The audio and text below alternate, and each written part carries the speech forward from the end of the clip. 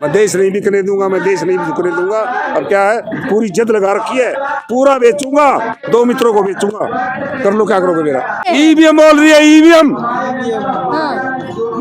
EVM हटाइए। वो EVM की चाबी है इनके हाथ में, ईवीएम को हटाइए तो लोकतंत्र बचेगा। 24 के बाद चुनाव होगा ही नहीं। मनुवाद हावी है, 3% लोग बैठे हैं सारी सीटों पे देश की। देश का लोकतंत्र बचाने के लिए ईवीएम को हटाना जरूरी है। गुजरात मॉडल के नाम पर पूरा देश बिक चुका है। फोटो पे माला, विचारों पे ताला, ये फंडा है मोदी जी का। मोदी जी ने बोला ना स्टेज से, झूठ बोलो, इतना कॉन्फिडेंस से बोलो कि वो 17 नजर आने लगे। झूठ बोलने में महारत हासिल है। और एक बार हाथ फेर देते, जैसे मदारी फेरता ना बहनों भाइयों, लोगों की आंखें बंद हो जाती है।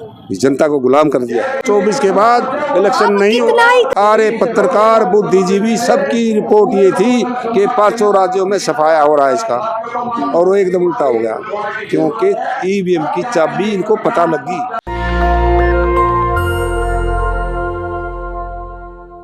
नमस्कार, मैं ब्यूटी गिरी। जिस तरीके से 5 राज्यों का परिणाम आया है, उसके बाद जो सुस्ती दिख रही है या कहें नकारात्मक एक जो है दुख दिख रहा है कि बीजेपी जीत गई, या फिर और दूसरी तरफ बीजेपी का जो कॉन्फिडेंस दिख रहा है, वो देखने वाली बात है। और क्या कहेंगे, क्यों इतनी सुस्ती है, क्या हो गया है? बीजेपी 3 ही राज्य तो जीती है, बाकी लोकसभा तो बाकी है। वो तो लाल किले से बोला था ना, हाँ, कि मैं 2050 तक शासन करूंगा। तो आपने मान भी लिया, मान भी लिया। इतना कॉन्फिडेंस से जो बोला था, हाँ, वो ईवीएम की चाबी है इनके हाथ में। ईवीएम को हटाइए तो लोकतंत्र बचेगा, संविधान बचेगा। नहीं तो आपका लोकतंत्र हाईजैक हो चुका है आरएसएस द्वारा।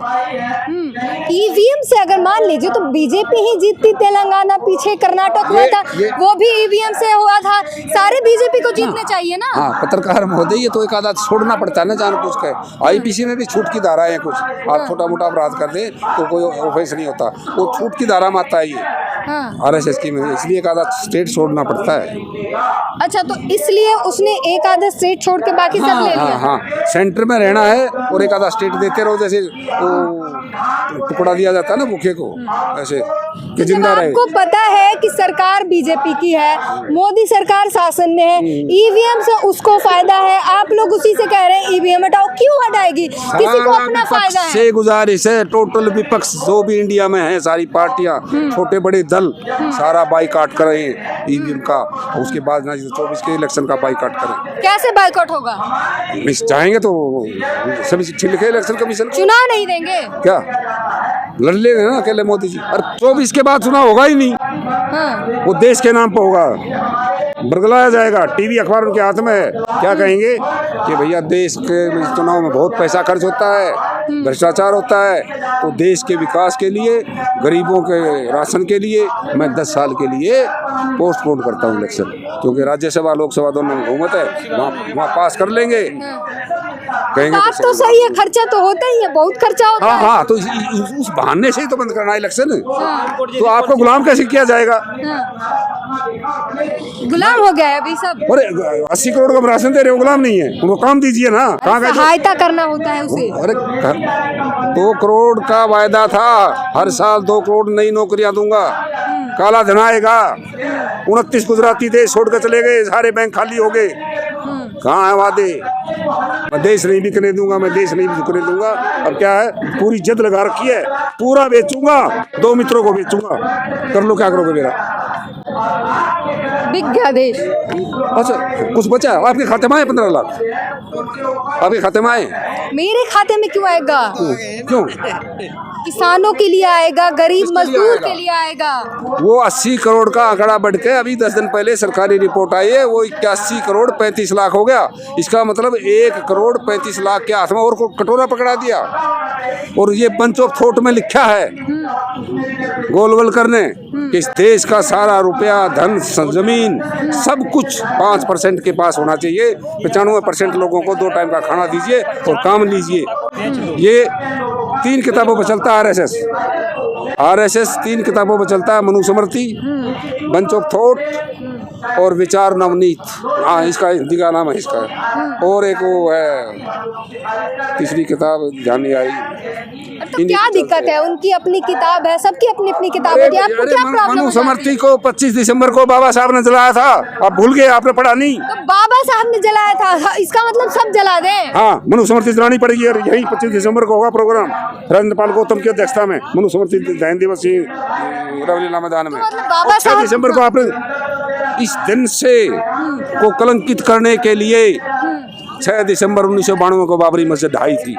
और वो बाबरी मस्जिद नहीं थी, कभी बाबरी विहार था। वो 84,000 हमारे बौद्ध विहार लौटा देना मोदी जी, जिसका मौका लगा उन्होंने मस्जिद में बदल लिया, जिसका मौका लगा। कोई आपके घर पे कब्जा करेगा तो आप वो वापस नहीं लेंगे? अरे हमारे पे कब्जा हो रखा है। 84,000 कहाँ हमारे बौद्ध विहार? ये बौद्धिस्ट कंट्री था। तो आप जाइए ना, कोर्ट जाके मांगिए। हाँ, कोर्ट में रोका है। मनुवाद हावी है, 3% लोग बैठे हैं सारी सीटों पे देश की। वो ऋतु बैठी है धरने पे, कल 100 दिन हो गए। कल प्रोफेसर उसको क्या है अपने लक्ष्मण यादव, हाँ लक्ष्मण यादव को भी निकाल दिया। और मोदी जी ने यूट्यूबर बन के खुद ही, और आपका काम भी खोसेंगे। आपका काम भी मोदी जी छीन लेंगे जब वो खुद ही यूट्यूबर बन गए। आप क्या करोगे? तो अच्छी बात है ना, यूट्यूबर बन गए, जनता के हर एक किसी बोलो फिर मोदी बोलो, डायरेक्ट बात कर रहे हैं। हाँ ठीक है, मोदी बोलो अपने, ठीक है, घर घर मोदी, हर हर मोदी बोल तो रही है जनता, तभी तो आ रहे हैं। ईवीएम बोल रही है, ईवीएम हटाइए। वो कह रहे हैं हम क्यों हटाए, जब हम लाए नहीं थे तो हम क्यों हटाए? तो कांग्रेस भी डिमांड करे, कांग्रेस तो कर रही है। पूरे वर्ल्ड में कहीं है ईवीएम से चुनाव? पूरा वर्ल्ड में कहीं ईवीएम से चुनाव नहीं होता। इसलिए सभी नेताओं से गुजारिश है, इस देश का लोकतंत्र बचाने के लिए ईवीएम को हटाना जरूरी है। जनता जो है वो पसंद करती है मोदी को, बीजेपी को। राम को लाए हैं, जनता कहती है जो राम को लाए हैं हम उन्हें लाएंगे। वो पागलपन है। बाबा साहब की द रिडल्स ऑफ हिंदुत्व पढ़िए। उन्होंने बाबा साहब ने मना किया है कि जब ये देश हिंदू धर्म की तरफ बढ़ेगा तो गुलाम हो जाएगा। तो ये कहाँ थे ये? फिर ये 800 साल मुस्लिम शासक यहाँ शासन करके 200-250 साल अंग्रेज चले गए, तो और राम ने भगाए क्यों नहीं? फिर उसी से तो अब आजादी चाहते हैं। नहीं, जगह जब राम और ये सारे देवता थे तो ये 33 करोड़ देवता ने क्या किया? हम गुलाम क्यों रहे? सबके हाथ में हथियार हैं। इनको बैठाओ ना बॉर्डरों पे, चारों तरफ बॉर्डरों पे बैठाओ। उग्रवादी आ जाते हैं। जब सारे देवता चारों तरफ बॉर्डरों पे होंगे तो कोई कम से कम देश तो सेफ हो जाएगा। देवता कहते हैं खुद की रक्षा खुद करनी पड़ती है। नहीं, उनको वहाँ बैठाओ, बॉर्डरों पे बैठाओ सारे देवताओं। खुद की रक्षा खुद ही करनी पड़ती है। ये गुजरात मॉडल के नाम पर पूरा देश बिक चुका है। क्या है गुजरात मॉडल, जरा विस्तार से समझाइए। हाँ, गुजरात मॉडल ये है, मोदी जी ने भी कहा था 14 से पहले, गुजराती पैसे देता नहीं है, लेता है। गुजरात से बचिए। आप सोचिए, एक पूरे स्टेट को टारगेट कर रहे हैं। स्टेट जो 29 देश छोड़ के गए हैं भगोड़े, गुजरात में SC ST OBC नहीं है। विजय माल्या, नीरव मोदी, मेहुल चोकसी, संदेश राय। गुजरात में SC ST OBC बुद्धिस्ट लोग नहीं है क्या? वही गुजरात है जो बाबा साहब ने 11 दिन में गुजरात छोड़ना पड़ा था। पादरी धर्मशाला में जो है ना कमरा लिया था, वहीं लट लेकर पहुंच गए थे ये। और बाबा साहब वहाँ से बड़ी मुश्किल से जान बचा कर निकले थे। तो जो है ना 23 सितंबर 1917 को जहाँ उस बाग में ट्रेन नहीं आई थी, वहाँ बैठ कर वही दोबारा पढ़ने गए। वो तो सैनिक सचिव लगाया था महाराजा बड़ौदा ने बाबा साहब को, तो लेकिन दूर से फाइल फेंक के मारते थे, पानी नहीं पीने देते थे। अब बात कर रहे, आज उनका जन्मदिन मनाएंगे, फोटो पे माला, विचारों पे ताला। ये फंडा है मोदी जी का।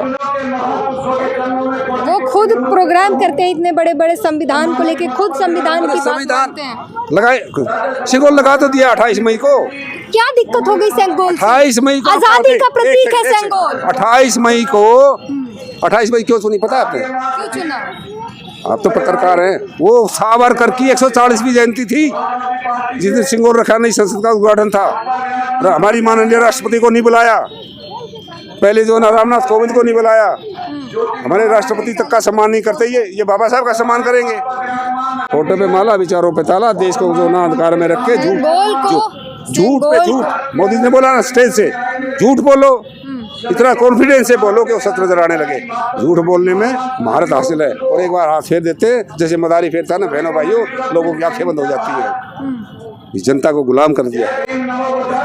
आज़ादी का प्रतीक है सेंगोल, इसलिए रखा गया है। वो दिखाता है कि हम एक गुलाम थे और एक बार आज़ाद हुए 1947। आप कंगना रनौत से मिलकर तो ही हो। कंगना रनौत ने बोला था ना कि आज़ादी 2014 के बाद आई, शायद आप उसकी मित्र हैं।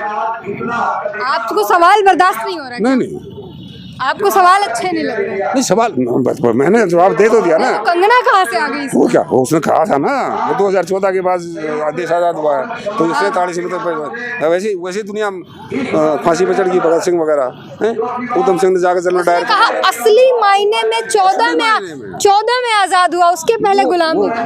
वो गुलामी करती हैं, ऐसे करती हैं, क्योंकि वो थी ना उस दिन शायद। और फिर से वो आज़ादी दिलाएंगी, वो सांसद ही लड़ेंगी अब। अरे वो तो राज्यसभा से मनोनीत करवा देंगे मोदी जी उनको। तो जो चाटुकारिता करते हैं उनको राज्यसभा में है ना 12 सीट, उनको पावर है ना, राष्ट्रपति जी से मनोनीत करवा देंगे। इलेक्शन लड़ने की जरूरत नहीं है। जैसे हमारे पूर्व न्यायाधीश को भी तो बना दिया ना राज्यसभा में, उन्होंने चुनाव लड़ा था, मनोनीत कर दिया, क्योंकि बाबरी मस्जिद का फैसला दिया था। उसको इसलिए इनाम मिला था। कंगना रनौत एक बहुत ही स्ट्रांग महिला है, महिला सशक्तिकरण का उदाहरण है। क्या दिक्कत है अगर बन जाती है? जो महिलाओं का उदाहरण, जो पहलवान लड़कियां बैठी थी उनसे सशक्त है। लाइन एक मिनट, कंगना रनौत वो है सशक्त महिला, बोल्ड महिला है। अच्छा, महिलाओं के लिए बोलती है, आवाज उठाती है। मेडल लाए पहले एक, जब देखेंगे उसको। राष्ट्रीय पुरस्कार मिला हुआ है उसे। तो चाटुकारिता का इनाम है, वो पुरस्कार नहीं है। जितनी बड़ी चाटुकारिता करेंगे, आप भी करने लग जाओ तो आपको भी मिल जाएगा। अरे उनकी कला के दम पर उन्हें राष्ट्रीय पुरस्कार दिया गया, राष्ट्रपति ने दिया। आप सिर्फ एक ही जगह ध्यान रखिए, 24 में सारा विपक्ष इकट्ठा होकर के चुनाव लड़े, नहीं तो 24 के बाद इलेक्शन नहीं होगा। कितना इकट्ठा करेंगे? इकट्ठा हो तो गए हैं, इंडिया गठबंधन बनी, अब कितना इकट्ठा करेंगे? लोकतंत्र बचाइए, देश का संविधान बचाइए, दोनों खतरे में है। तो अब कितना इकट्ठा करेंगे? सारे बड़ी पार्टियां जो है वो तो इकट्ठा हो ही गई है, इंडिया गठबंधन उसी का तो नाम है। ईवीएम का रिजल्ट देख लिया। पिछले जैसे इलेक्शन चालू हुए थे, सारे पत्रकार, बुद्धिजीवी, सबकी रिपोर्ट ये थी कि 5 राज्यों में सफाया हो रहा है इसका, और वो एकदम उल्टा हो गया, क्योंकि ईवीएम की चाबी इनको पता लगी। ईवीएम के खिलाफ सबसे पहले कोर्ट में जाने वाले आडवाणी जी थे। ईवीएम के ऊपर 200 पेज की किताब लिखी जीएल नरसिंहा राव ने, जब तक इनको चाबी का नहीं पता था। अब इनको चाबी का पता लग गया, अब नहीं बोलते ईवीएम के खिलाफ। ठीक है, तो जाहिर तौर पर 5 राज्यों के चुनाव के रिजल्ट आए हैं और उसके बाद ईवीएम एक बड़ा मुद्दा बना हुआ है।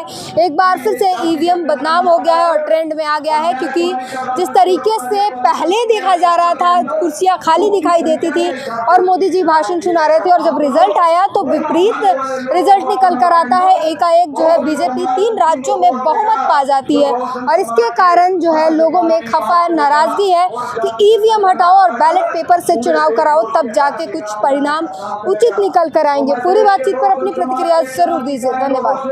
नेशनल दस्तक की आपसे गुजारिश है कि अगर इसको बचाना चाहते हैं तो नेशनल दस्तक को सब्सक्राइब करने के लिए रेड कलर के सब्सक्राइब बटन को दबाएं, फिर बेल आइकन की घंटी दबाएं। नेशनल दस्तक को बचाने के लिए बहुत जरूरी है कि हर खबर को शेयर करें, लाइक करें, कमेंट जरूर करें।